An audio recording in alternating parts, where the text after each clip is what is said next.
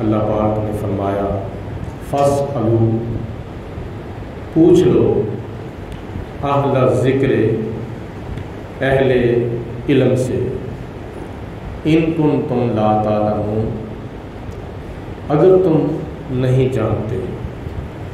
ساری عمر اسی طرح گزار دینا، علم دین حاصل کیے بغیر، جو مسئلہ بتا دیا گیا وہ بتا دیا گیا، جس کا نہیں پتہ اس کے پوچھنے کی زحمت ہی گوارا نہ کی، چاہے اس کے بارے میں جائز ہوتا رہے یا ناجائز ہوتا رہے، تو یہ بڑی محرومی والی بات ہے۔ دین کے معاملات، خوشی کے، غمی کے، پاکی کے، پلیدی کے، جائز کے، ناجائز کے، حرام کے، حلال کے، یہ معاملات چونکہ پیش آتے رہتے ہیں، تو اس لیے اپنے دین کی معلومات حاصل کرنے کے لیے زیادہ سے زیادہ کوشش کرنی چاہیے۔ بعض علوم دین کے ہمارے اوپر سیکھنا فرض ہے، اور بعض علوم سیکھنا ہمارے اوپر فرض کفایہ ہے۔ مثلاً وہ میں بعد میں بتاتا ہوں، پہلے کہ حدیث پاک میں پیش کر دوں۔ مسلم شریف کی حدیث پاک اور بخاری شریف کی حدیث پاک کے علاوہ حدیث کی متعدد کتابوں کے اندر یہ روایت موجود ہے، اور اس حدیث کے کئی صحابہ راوی ہیں۔ حضرت ابو ہریرہ اس حدیث کے راوی ہیں، حضرت عبداللہ ابن عمر اس حدیث کے راوی ہیں، حضرت عبداللہ ابن مسعود اس حدیث کے راوی ہیں، اور حضرت عمر فاروق رضی اللہ تعالیٰ عنہ اس حدیث کے راوی ہیں۔ اسی طرح صحابہ کرام کا مسجد نبوی کے اندر اجتماع لگا ہوا تھا، صحابہ کرام کے ساتھ مسجد نبوی کھچا کھچ بھری ہوئی تھی۔ تو جناب فاروق اعظم رضی اللہ تعالیٰ عنہ فرماتے ہیں کہ ہم نے دیکھا ایک اچانک شخص ہمارے اوپر ظاہر ہوا، اس کے کپڑے بالکل سفید تھے، اور اس کے سر کے داڑھی کے بال بالکل سیاہ تھے۔ ہم میں سے کوئی اس کو پہچانتا بھی نہیں تھا، اور اس کے اوپر کوئی سفر کے آثار بھی نظر نہیں آ رہے تھے۔ تو جناب فاروق اعظم روایت کرتے ہیں کہ وہ شخص آیا، مجمع کو چیرتا ہوا نبی پاک علیہ الصلوۃ والسلام کے قریب آ کے بیٹھ گیا۔ اتنا قریب آ کے بیٹھا، اتنا قریب آ کے بیٹھا کہ اس نے اپنے گھٹنے حضور کے گھٹنوں کے ساتھ ملا دیے، اور اپنے ہاتھ اس نے نبی پاک علیہ السلام کی رانوں پر رکھ دیے۔ اب وہ سوال کرتا ہے کہ یا رسول اللہ مجھے خبر دیجئے کہ اسلام کیا ہے؟ تو حضور علیہ السلام نے فرمایا کہ اسلام یہ ہے کہ تو اس بات کی گواہی دے کہ اللہ کے سوا کوئی عبادت کے لائق نہیں، اور حضرت محمد مصطفیٰ، سارے پڑھو صلی اللہ علیہ وسلم، پڑھا کرو مل کے صلی اللہ علیہ وسلم، اللہ کے رسول اور اللہ کے بندے ہیں، اور دوسرے نمبر پر تو 5 وقت کی نماز پڑھ، تیسرے نمبر پر تو رمضان المبارک کے روزے رکھ، اور چوتھے نمبر پر اگر تو صاحب نصاب ہے تو اپنے مال کی زکوٰۃ ادا کر، اور 5ویں نمبر پر اگر تو صاحب استطاعت ہے تو خانہ کعبے کا حج کر۔ پھر اس نے کہا کہ ہاں آپ نے بالکل ٹھیک کہا ہے۔ صحابہ کرام کہتے ہیں کہ ہمیں اس شخص کے اوپر بڑا تعجب ہوا کہ پوچھتا بھی کچھ ہے، پوچھتا بھی آپ ہے، اور پھر تصدیق بھی خود کرتا ہے، کیونکہ پوچھتا وہ ہے جس کو علم نہ ہو، اور تصدیق وہ کرتا ہے جس کو علم ہو۔ تو یہ بڑی عجیب بات ہے کہ تصدیق بھی خود کرتا ہے، پوچھتا بھی کچھ ہے۔ پھر اس نے دوسرا سوال کیا کہ یا رسول اللہ مجھے یہ بتائیں کہ ایمان کیا ہے؟ تو نبی کریم علیہ الصلوۃ والسلام نے فرمایا کہ ایمان یہ ہے کہ تو اللہ کو ایک مان، اللہ کے فرشتوں کو مان، اور آسمانی کتابوں کو مان، فرشتوں کو مان، مرنے کے بعد زندہ ہونے کو مان، اور قبر و حشر کے امتحان کو اور حساب و کتاب کو مان، اچھی اور بری تقدیر کے اوپر ایمان رکھ۔ یہ ایمان ہے۔ تو پھر وہ شخص کہتا ہے ہاں ہاں آپ نے بالکل ٹھیک کہا ہے. تو صحابہ کرام پھر کہتے ہیں کہ یہ کیسا معاملہ ہے، پوچھتا بھی کچھ ہے آپ ہے اور تصدیق بھی خود کرتا ہے. پھر اس نے تیسرا سوال کیا. نبی پاک علیہ الصلوۃ والسلام نے جب تیسرا سوال سنا وہ کیا کہ احسان کیا ہے؟ آپ نے فرمایا کہ احسان یہ ہے کہ تو اللہ تعالیٰ سے ڈر، خدا کا خوف کر، کوئی بھی نیکی تو کرے، مثلا 5 وقت کی نماز پڑھ تو یہ خیال کر کے میں اللہ کو دیکھ رہا ہوں. اگر یہ کیفیت پیدا نہ ہو سکے تو یہ خیال کر کے اللہ مجھے دیکھ رہا ہے. پھر اس نے کہا کہ ہاں بالکل آپ نے ٹھیک فرمایا ہے. صحابہ کرام کہتے ہیں کہ پھر ہمیں تعجب ہوا کہ یہ پوچھتا بھی خود ہے اور تصدیق بھی خود کرتا ہے. چوتھا اس نے سوال کیا قیامت کے بارے میں کہ قیامت کب آئے گی، قیامت کا آنا کب ہے. تو حضور علیہ الصلوۃ والسلام نے قیامت کے آنے کا بھی جواب ارشاد فرمایا. سوال کر کے جواب لے کے جب وہ چلا گیا تو بعد میں نبی پاک علیہ السلام نے فرمایا کہ میرے صحابہ تمہیں معلوم ہے، تم جانتے ہو کہ یہ آنے والا شخص کون سا تھا جس نے 4 سوال مجھ سے کیے تھے، اسلام کے بارے میں، ایمان کے بارے میں، احسان کے بارے میں اور قیامت کے بارے میں. یہ اس نے مجھ سے سوال کیے تو میں نے اس کو جواب دیے تھے. تو آپ میں سے کوئی جانتا ہے کہ وہ شخص کون تھا، کیوں آیا تھا؟ تو صحابہ عرض کرتے ہیں یا رسول اللہ جانتا ہے یا اللہ تعالیٰ کی عطا سے آپ جانتے ہیں، ہمیں تو کوئی معلوم نہیں کہ وہ کون، کیونکہ ہم میں سے کسی نے اس کو اس سے پہلے دیکھا بھی نہیں، کوئی اس کو پہچانتا بھی نہیں تھا، کوئی اس کو جانتا بھی نہیں تھا. تو حضور علیہ الصلوۃ والسلام نے فرمایا کہ میرے صحابہ جان لو کہ وہ جبریل علیہ الصلوۃ والسلام تھے اور وہ تمہیں تمہارا دین سکھانے کے لیے آئے تھے. یہ ہے دین سیکھنے کا طریقہ کہ جناب جبریل علیہ الصلوۃ والسلام انسانی شکل اختیار کر کے صحابہ کرام کے مجمع میں آ کے بیٹھے تو حضور کی بارگاہ میں کچھ سوال کیے اور ان کا ارادہ یہ تھا کہ میں پوچھوں گا، نبی پاک علیہ الصلوۃ والسلام جواب ارشاد فرمائیں گے اور بہت سے لوگوں کو ان سوالوں کے جوابوں کا پتہ چل جائے گا. تو یہ جناب جبریل علیہ الصلوۃ والسلام کی نظر میں اہمیت ہے دین سیکھنے کی.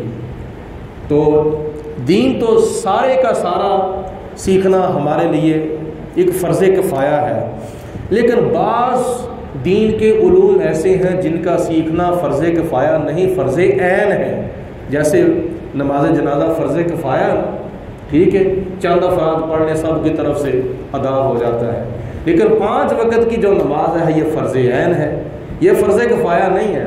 لیکن ہمارا بھی ایک عجیب طریقہ بن چکا ہے کہ ہم نے فرض کفایہ کی اہمیت جو ہے وہ فرض عین کو دے دی ہے اور فرض عین کی جو اہمیت ہے وہ فرض کفایہ کو دے دی ہے.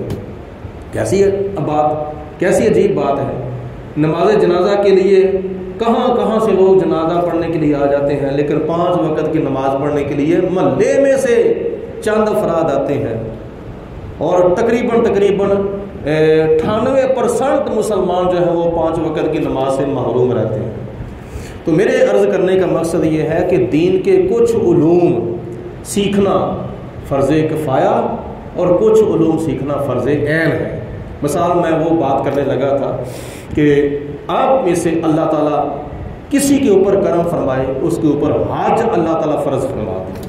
جیسا کہ اب اس سال جو حج کا ریٹ نکالا گیا ہے وہ تقریباً 10 لاکھ سے اوپر ہے، 11 لاکھ کے قریب ہے. 11 لاکھ جس کے پاس پیسہ ہو تو وہ کیا نام ہے صاحب استطاعت ہے، اس کے اوپر حج فرض ہے اور حج پوری زندگی میں 1 مرتبہ فرض ہے.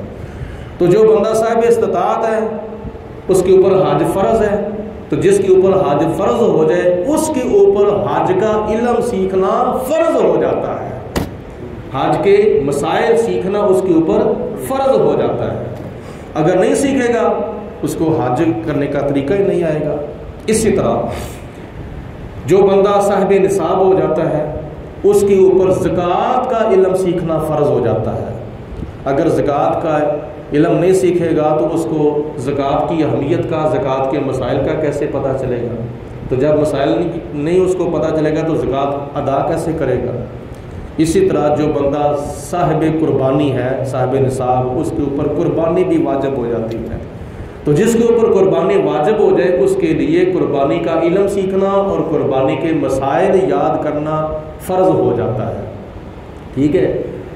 اسی طرح کچھ ایسی چیزیں ہیں، مثال کے طور پر ایک بندہ تاجر ہے، تجارت کرتا ہے، اس کے اوپر تجارت کے مسائل اور تجارت کا علم سیکھنا اس کے اوپر فرض ہے۔ جس شعبے کے ساتھ جس بندے کا تعلق ہو اس شعبے کے علوم سیکھنا، اس شعبے کے مسائل سیکھنا اس کے اوپر فرض ہے۔ تو یہ حج سب پر فرض نہیں ہے، صرف اور صرف صاحب استطاعت پر فرض ہے۔ زکوٰۃ سب پر فرض نہیں، صرف اور صرف صاحب نصاب کے اوپر فرض ہے۔ قربانی سب کے اوپر واجب نہیں ہے، صرف اور صرف صاحب نصاب کے اوپر واجب ہے۔ اسی طرح جہاد سب کے اوپر فرض نہیں، جو بندہ بیمار ہے اس کے اوپر جہاد فرض نہیں، جو بندہ لنگڑا ہے اس کے اوپر جہاد فرض نہیں، جو بندہ نابینا ہے اس کے اوپر جہاد فرض نہیں۔ بندہ سر سے لے کر پاؤں تک سالم الاعضاء ہو اور تندرست ہو، صحت یاب ہو، تو اس کے اوپر جہاد جو ہے وہ فرض ہے۔ تو جس کے اوپر جہاد فرض ہے اس کو جہاد کا علم سیکھنا اور جہاد کے مسائل یاد کرنا فرض ہے۔ لیکن یہ بتاؤ، جہاد تو سب پر فرض نہیں، کسی کسی پر فرض ہے۔ حج سب پر فرض نہیں، کسی کسی پر فرض ہے۔ زکوٰۃ سب پر فرض نہیں ہے، کسی کسی پر فرض ہے۔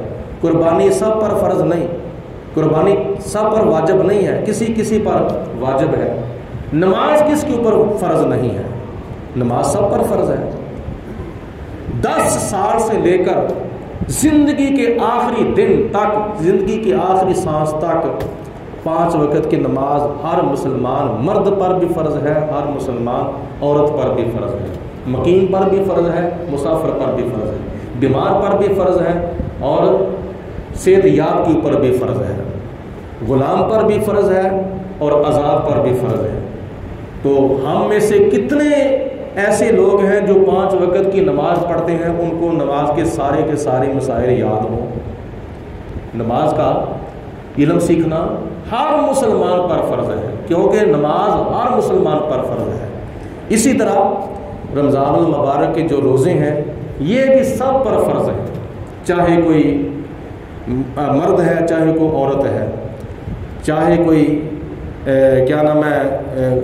10 سال سے لے کر 10 سال کے بعد چھوٹا ہے، یا 60 سال 70 سال 80 سال جتنا بھی بڑا ہے، زندگی کے آخری سال تک اس کے اوپر رمضان المبارک کے روزے فرض ہیں۔ تو رمضان المبارک کے روزوں کا جو علم سیکھنا یہ ہر مسلمان کے اوپر فرض ہے۔ اسی طرح ہم سب نکاح بھی کرتے ہیں، ہم اپنا نکاح بھی کرتے ہیں، اپنے بچوں کا نکاح بھی کرتے ہیں، اپنی بچیوں کا نکاح بھی کرتے ہیں۔ تو نکاح کرنے کے لیے نکاح کے علوم اور نکاح کے مسائل سیکھنا ہر مسلمان مرد کے اوپر فرض ہے اور ہر مسلمان عورت کے اوپر فرض ہے۔ اور نکاح کے علاوہ جو نکاح کے ساتھ مسائل متعلق ہیں نا، ان کا بھی سیکھنا فرض ہے۔ مثال کے طور پر جب میاں بیوی اکٹھے ہوتے ہیں اس کے بعد ان کے اوپر غسل واجب ہو جاتا ہے، تو غسل کے مسائل سیکھنا فرض ہے، وضو کے مسائل سیکھنا فرض ہے، اسی طرح تیمم کے مسائل سیکھنا فرض ہے۔ اور اس کے علاوہ نکاح کے سلسلہ میں جو عورت ہے اس کے جو کچھ ایام عذر ہوتے ہیں ان کے بارے میں ان کا علم جو ہے وہ سیکھنا ان کے اوپر فرض ہے۔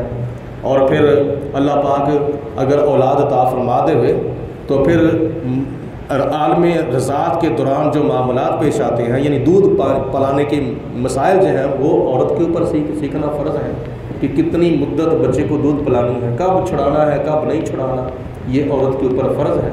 خدا نہ خواستہ اللہ تعالیٰ نہ کرے دونوں میاں بیوی کا آپس میں جھگڑا ہو جاتا ہے، معاملہ طلاق تک پہنچ جاتا ہے، تو طلاق کا علم سیکھنا دونوں میاں بیوی پر فرض ہے کہ طلاق کب دینی جائز ہے، کب دینی ناجائز ہے، طلاق کتنی قسم کی ہے، طلاق کے مسائل کیا ہے۔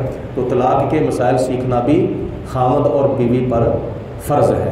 عدت کے مسائل سیکھنا، طلاق کے مسائل سیکھنا اور حیض و نفاس کے مسائل سیکھنا یہ ہمارے اوپر فرض ہیں۔ جو نکاح کرتے ہیں مرد ہے عورت ہے، تو اس لیے جتنے بھی نکاح کے ساتھ مسائل متعلق ہیں ان کا سیکھنا یہ ہمارے اوپر فرض ہے۔ ایک میں آخر کے اوپر کے پوائنٹ عرض کرتا ہوں جن کا سیکھنا ہر مسلمان مرد عورت پر فرض ہے، بلکہ نبی پاک علیہ الصلوۃ والسلام نے تو ارشاد فرمایا ہے کہ پوری شریعت کے اگر 2 حصے کیے جائیں، 2 حصوں کو پوری شریعت کو 2 حصوں کے اندر تقسیم کیا جائے تو ایک حصے کے اندر نماز، روزہ، حج، زکوٰۃ، جہاد، قربانی، حقوق اللہ، حقوق العباد، پاکی پلیدی، جائز ناجائز، حرام حلال اور خوشی غمی، یہ سارے معاملات اگر جمع کیے جائیں تو شریعت کا آدھا حصہ بنتا ہے، ٹھیک ہے۔ تو آدھا حصہ کیا ہے؟ علم وراثت۔ علم وراثت کی طرف ہمارے بہت سے مسلمانوں کا دھیان ہے، لیکن اکثر ہمارے مسلمان بہن بھائی ایسے ہیں کہ ان کا علم وراثت کی طرف غور ہی نہیں ہے، توجہ ہی نہیں ہے۔ اب جس کے والدین فوت ہو جاتے ہیں، اگر ان کے نام کوئی پراپرٹی ہے یا ان کی کچھ جائیداد ہے تو آگے ان کے ورثاء کے اندر وہ تقسیم ہونی ہے ان کے مرنے کے بعد۔ تو ان مسائل کا سیکھنا ورثاء کے اوپر ضروری ہے۔ اگر نہ سیکھیں گے تو کیا ہوگا؟ تھوڑی تھوڑی جگہ پہ لڑنا شروع ہو جائیں گے، معاملہ جو ہے وہ مقدمات تک چلا جاتا ہے یا معاملہ قتل و غارت تک بھی چلا جاتا ہے۔ تو یہ والدین جب فوت ہو جاتے ہیں تو ان کے نام کوئی چیز اگر ہوتی ہے، کوئی رقم ہے، کوئی سامان ہے یا کوئی جائیداد ہے، زمین ہے، کوئی مکان ہے، کوئی عمارت ہے ان کے نام، تو والدین کے فوت ہونے کے بعد ان کے ورثاء، ان کے بیٹے ہیں، ان کی بیٹیاں ہیں، تو یہ وراثت کا علم جو ہے وہ سیکھا ہوگا تو پھر پتہ ہوگا کہ کتنا حصہ بچی کا بنتا ہے، کتنا حصہ بچے کا بنتا ہے، کتنا حصہ بیوی کا بنتا ہے، کتنا حصہ ماں کا بنتا ہے، کتنا حصہ باپ کا بنتا ہے۔ تو جب پتہ ہی نہیں ہوگا تو پھر لڑائیاں جھگڑے پیدا ہوں گے، نفرتیں پیدا ہوں گی، بہن کا حصہ جو ہے وہ نہیں دیا جاتا۔ آج بھی میں ایک بات ضروری کرنا چاہتا ہوں کہ نبی پاک علیہ الصلوۃ والسلام کی تشریف آوری سے پہلے چونکہ دور جاہلیت تھا، تو اس جو دور جاہلیت کی آج بھی یاد تازہ ہو رہی ہے۔ آج یاد تازہ کیسے ہو رہی ہے کہ والدین فوت ہو جاتے ہیں، بعد میں بھائی جو ہیں وہ اپنی بہنوں کا جو حق وراثت ہی نہیں دیتے، یا معاف کرا لیتے ہیں یا دیتے ہی نہیں ہیں۔ جب ان سے کیا نام ہے ان کو دینے کی باری آتی ہے تو کہتے ہیں سائن کر دیں۔ یہ کیا معاملہ جی؟ جب شریعت نے ایک بات، ایک کام فرض کیا ہے، حصہ مقرر کیا ہے، وہ بھائی کا بھی ہے، بہن کا بھی ہے۔ فرق یہی ہے کہ اب لڑکی کا آدھا حصہ ہے اور لڑکے کا پورا حصہ ہے، لیکن ہے تو دونوں کا ہے نا۔ تو بعد پھر لوگ کہتے ہیں کہ لو جی ہم بہنوں کو حصہ کیوں دیں، کیونکہ ہم نے بہنوں کی شادی نہیں کی ہے، بہنوں کو ہم نے جہیز نہیں دیا۔ بھائی شریعت نے کون سا یہ فرض کیا تھا کہ تو 7، 8 یا 10 لاکھ اپنی بہن کی شادی کے اوپر لگا اور اس کو لاکھوں روپے کا تو جہیز دے؟ یہ شریعت نے کون سا فرض واجب قرار دیا ہے؟ حق وراثت جو ہے، وراثت کا حصہ تو شریعت نے دینا یہ فرض قرار دیا ہے، لیکن جو چیز فرض تھی وہ دی نہیں، اور جو فرض نہیں تھی وہ دنیا کے اندر اپنی عزت بنانے کے لیے، اپنا نام اونچا رکھنے کے لیے وہ چیز دینے کے لیے لاکھوں روپیہ خرچ کر دیا۔ تو یہ کیسا معاملہ ہے؟ نبی پاک علیہ الصلوۃ والسلام کی تشریف آوری سے پہلے بھی جب گھر کا سربراہ فوت ہو جاتا تھا تو بھائی جو تھے وہ اپنی بہنوں کا حصہ نہیں دیتے تھے، بیٹیوں کا حصہ نہیں دیتے تھے، لیکن آج بھی وہ معاملہ کئی خاندانوں میں چل رہا ہے۔ دینا چاہیے، آگے بہنیں لیں یا نہ لیں وہ ان کی مرضی ہے، ایک مرتبہ ادا کرنا چاہیے، اپنے ساتھ سے بوجھ اتار دینا چاہیے۔ وراثت کے ساتھ اور بھی بہت سے مسائل متعلق ہیں، تو یہ علم وراثت سیکھنا فرض عین ہے، کیونکہ یہ معاملہ ہر بندے کے ساتھ پیش آتا ہے۔ جو بندہ فوت ہو جاتا ہے اس کی کوئی نہ کوئی پراپرٹی ہوتی ہے، اس کے کوئی نہ بعد میں ورثاء ہوتے ہیں، تو پھر یہ کیا نام ہے مرنے والے کے اوپر بھی علم وراثت سیکھنا فرض ہے اور ورثاء کے اوپر بھی علم وراثت سیکھنا فرض ہے۔ تو یہ میں نے چند مثالیں آپ کے سامنے پیش کی ہیں فرض علوم سیکھنے کی، دین کے وہ علوم جن کا سیکھنا ہمارے اوپر فرض ہے۔ اگر مثال کے طور پر ہم میں سے کسی کے اوپر حج فرض نہیں ہے، پھر بھی ہم اگر حج کا علم سیکھ لیں گے تو یہ فرض کفایہ ہوگا۔ ہمارے اوپر اگر زکوٰۃ فرض نہیں ہے تو اگر ہم زکوٰۃ کا علم سیکھ لیں گے تو یہ فرض کفایہ ہوگا۔ اگر فرض ہے ہمارے اوپر زکوٰۃ تو یہ فرض عین ہوگا علم سیکھنا۔ حج اگر ہمارے اوپر فرض ہے تو پھر اس کا علم سیکھنا فرض عین ہوگا، اگر حج فرض نہیں تو اس کا علم سیکھنا فرض کفایہ ہوگا۔ چلو اگر ہمارے کام نہیں آئے گا تو چلو ہمارے ذریعے کسی اور کے کام آ جائے گا، ہم